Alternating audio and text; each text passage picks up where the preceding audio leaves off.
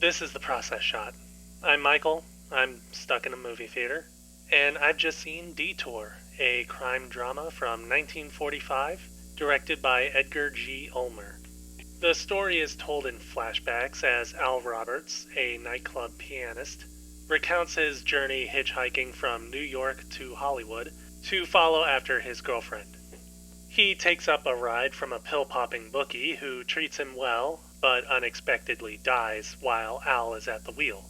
Feeling that nobody would believe his innocence, Al hides the body and assumes his identity, which seems to work out until he picks up Vera, another hitchhiker, who recognizes the car and realizes what has happened, subsequently making Al her prisoner.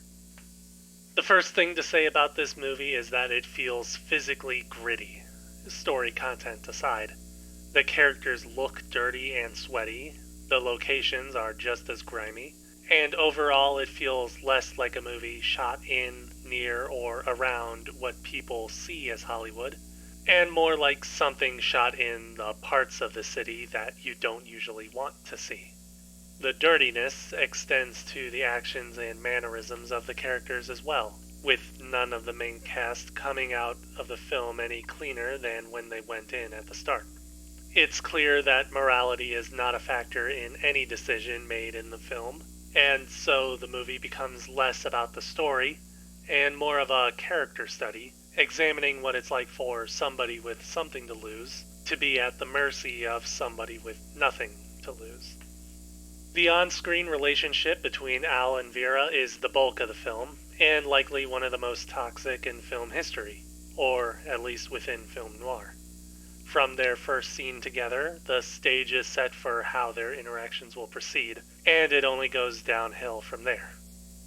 Vera herself steals the show at every turn, though it's mostly due to how forceful her character is, spitting out her lines like venom, and with a sharp tongue in league with the snappy dialogue of noir films at the time. Al, in contrast, is henpecked and racked with guilt, growing increasingly frustrated both with what got him into this mess with Vera and how it seems like he'll never be able to get out. Despite coming to Hollywood for one woman, he's essentially caught in a new sort of relationship with another.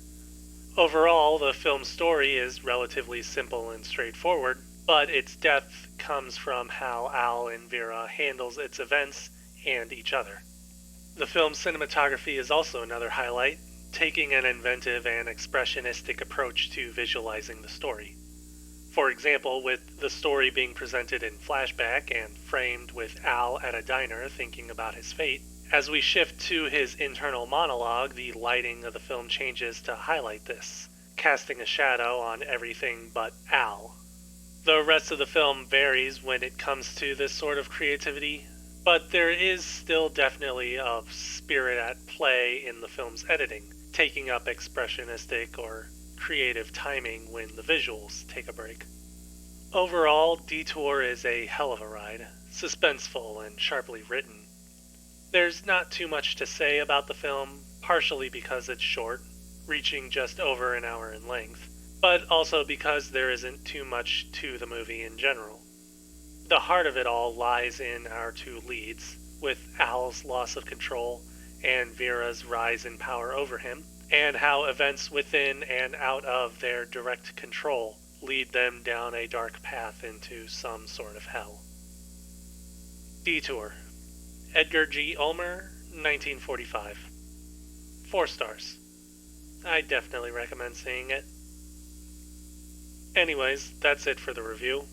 Like and comment if you want to see more reviews, and subscribe if you have anything to say.